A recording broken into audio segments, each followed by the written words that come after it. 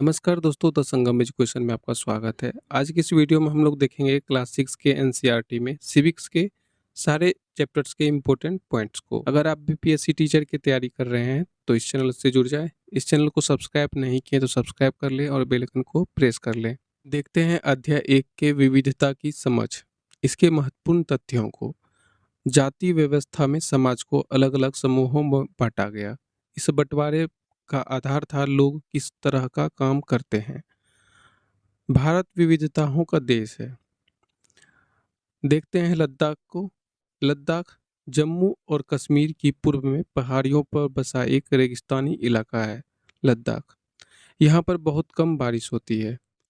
यहाँ के लोग एक खास किस्म की बकरियां पालते हैं। इससे पश्मीना ऊन निकलता है। यह बहुत ही कीमती होता है, इसलिए पश्मीना शाल बड़ी महंगी होती है। लद्दाख को छोटा तिब्बत भी कहा जाता है। लद्दाख को छोटा तिब्बत भी कहा जाता है। तिब्बत का ग्रंथ केसर सागा लद्दाख में काफी प्रचलित है। तिब्बत का ग्रंथ है केसर सागा, लद्दाख में ये काफी प्रचलित है। अब देखते हैं केरल को। केरल भारत के पश्चिमी दक्षिणी कोने में बसा एक राज्य है। दक्षिणी पश्चिमी कोने में बसा एक राज्य है। यह एक तरफ से समुद्र से घिरा हुआ है और दूसरी तरफ से पहाड़ियों से।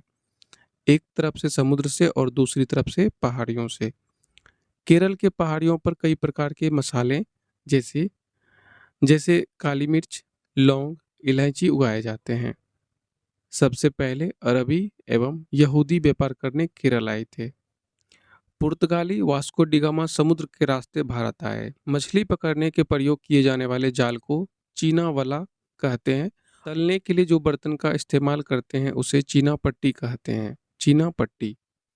जवाहरलाल नेहरू ने अपनी पुस्तक भारत की खोज में लिखा कि भारतीय एकता कोई बाहर से थोपी हुई चीज नहीं है, बल्कि यह बहुत ही गहरी है। इसके अंदर अलग अलग तरह के विश्वास और प्रथाओं को स्वीकार करने की भावना है। इसमें विविधता को पहचाना और प्रोत्साहित किया जाता है। अध्याय 2 है विविधता एवं भेदभाव। इसमें दो ही महत्वपूर्ण पॉइंट है। क्लास 6 के सिविक्स में बहुत ज़्यादा इम्पोर्टेंट पॉइंट नहीं है, तो आप इस चीज़ को ध्यान देंगे। जो भी इसमें नोट किए गए सारे इम्पोर्टेंट पॉइंट्स होंगे। जब हम किसी के बारे में पहले से ही कोई राय बना लेते हैं और उसे अपने दिमाग में बिठा लेते हैं तो वह पूर्वाग्रह का रूप ले लेती है। वह पूर्वाग्रह का रूप ले लेती है। जब हम सभी लोगों को एक ही छवि में बांध देते हैं, उनके बारे में पक्की धारणा बना लेते हैं, उसे रूढ़िबद्ध धारणा कहते हैं। उसे जो है रूढ़िबद्ध धारणा कहते हैं। देखते हैं अध्याय 3 को। सरकार क्या है। सरकार 3 स्तर पर काम करती है: स्थानीय स्तर, राज्य स्तर और राष्ट्रीय स्तर। भारत एक लोकतंत्र है। लोकतंत्र में लोगों के पास अपने नेता को चुनने की शक्ति होती है, इसलिए एक अर्थ में लोकतंत्र लोगों का ही शासन होता है। लोकतंत्र जो है लोगों का ही शासन होता है। आज के समय में लोकतांत्रिक सरकार को प्रायः प्रतिनिधि लोकतंत्र कहते हैं। लोकतांत्रिक सरकार को प्रायः प्रतिनिधि लोकतंत्र कहते हैं। प्रतिनिधि लोकतंत्र में लोग सीधे भाग नहीं लेते, बल्कि चुनाव की प्रक्रिया के द्वारा अपने प्रतिनिधि को चुनते हैं। प्रतिनिधि लोकतंत्र में लोग सीधे भाग नहीं लेते, बल्कि चुनाव की प्रक्रिया के द्वारा अपने प्रतिनिधि को चुनते हैं। 1931 में यंग इंडिया पत्रिका में लिखते हुए गांधी जी ने कहा था, मैं यह विचार सहन नहीं कर सकता कि जिस आदमी के पास संपत्ति है वह वोट दे सकता है, लेकिन वह आदमी जिसके पास चरित्र है पर संपत्ति या शिक्षा नहीं है वो वोट नहीं दे सकता।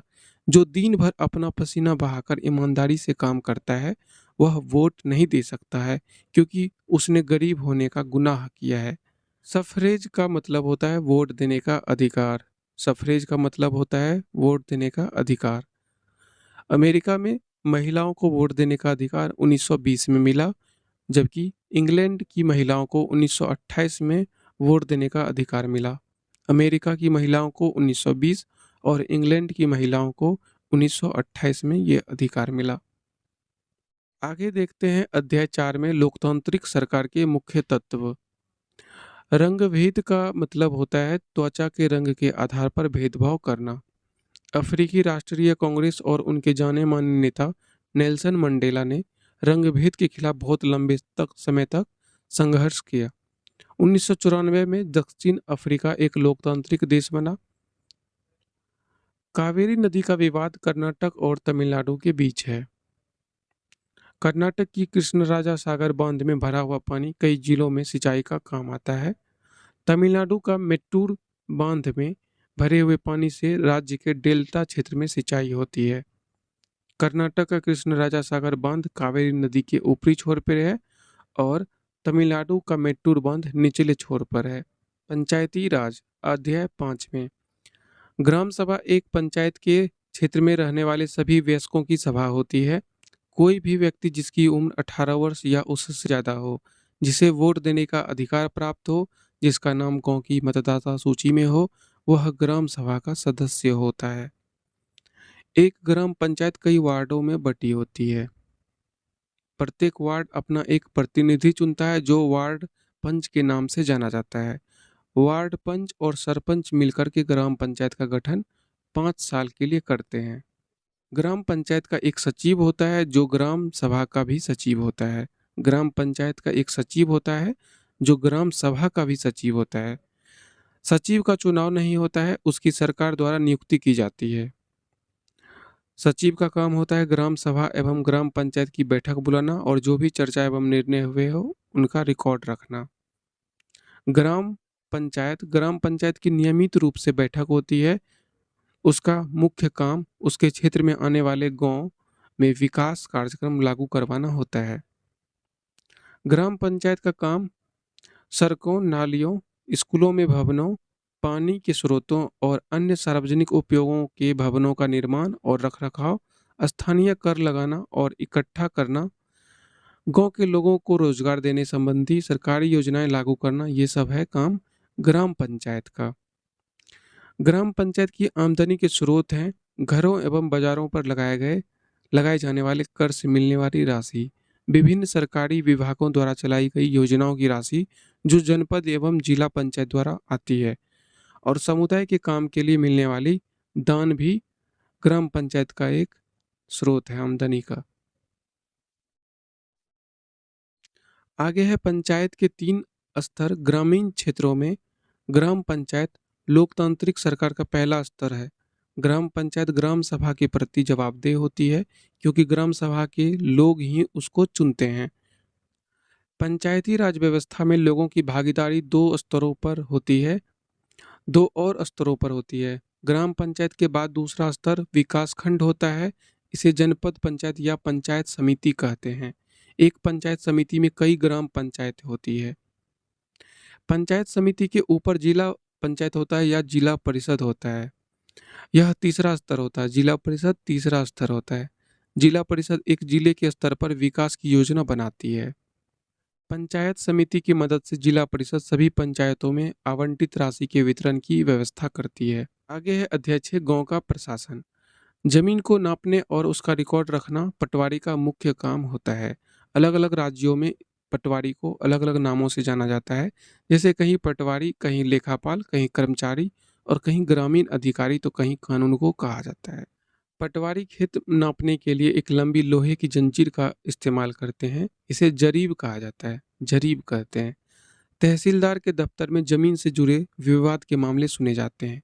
तहसीलदार के दफ्तर में जमीन से जुड़े विवाद के मामले को सुने जाते हैं। हिंदू अधिनियम धारा 2005 के अनुसार पिता की मृत्यु के बाद बेटी को भी बेटे के समान ही पिता की संपत्ति में हिस्सेदारी होगी। आगे देखते हैं अध्याय 7 में नगर प्रशासन को। बड़े शहरों में प्रशासन चलाने वाले संस्थान को नगर निगम कहते हैं और छोटे कस्बों में इसे नगर पालिका कहते हैं। शहर को अलग अलग भागों में बांटा जाता है और हर वार्ड में एक पार्षद का चुनाव होता है। पार्षदों की समितियां एवं पार्षद विभिन्न मुद्दों पर निर्णय लेने का काम करते हैं। विभिन्न मुद्दों पर निर्णय को लागू करने का काम आयुक्त और प्रशासनिक कर्मचारी करते हैं। पार्षद और समितियां जो है विभिन्न मुद्दों पर निर्णय लेने का काम करते हैं और उसको लागू करने का काम करते हैं आयुक्त यानी कमीशन और प्रशासनिक कर्मचारी। आयुक्त यानी कमिश्नर और प्रशासनिक कर्मचारियों की सरकार द्वारा नियुक्ति की जाती है, जबकि पार्षद निर्वाचित होते हैं। नगर निगम की राशि का बड़ा भाग लोगों के द्वारा दिए गए कर यानी टैक्स से आता है। 1994 में सूरत शहर में भयंकर प्लेग फैला था। आगे है अध्याय 8, ग्रामीण क्षेत्र में आजीविका। ग्रामीण क्षेत्र में आजीविका। कलपट्टू कलपट्टू तमिलनाडु में समुद्र तट के पास एक गांव है। यह पहाड़ों से घिरा गांव है। ज़्यादातर परिवार खेती के द्वारा अपनी आजीविका कमाते हैं। हमारे देश के ग्रामीण परिवारों में करीब 40% खेतीहर मजदूर हैं। नागालैंड की सीढ़ीनुमा खेती। यह एक गांव है जिसका नाम चिजामी है। यह नागालैंड के फेक जिले में है चिजामी गांव। इस गांव में रहने वाले लोग चखेसांग समुदाय के हैं। यह चावल की खेती के लिए सबसे अच्छा है, यानी नागालैंड की सीढ़ीनुमा खेती चावल की खेती के लिए सबसे अच्छा है। आगे है और अंतिम अध्याय है शहरी क्षेत्र में आजीविका। इससे कुछ महत्वपूर्ण पॉइंट तो नहीं मिले हैं, बस एक है कि नगर निगम यह निश्चित करता है सप्ताह में कौन से दिन बाजार बंद रहेगा, और बाज़ारों में कई तरह के व्यवसाय यानी आजीविका कमाने के स्रोत हैं, वो आप सभी जानते हैं। तो कुछ महत्वपूर्ण तथ्य नहीं मिला। आशा करता हूँ कि आपको ये वीडियो पसंद आया हो। अगर आप इस चैनल को सब्सक्राइब नहीं किए तो सब्सक्राइब कर लें और बेल आइकन को प्रेस कर लें। देखने के लिए धन्यवाद। मिलते हैं अगले वीडियो में।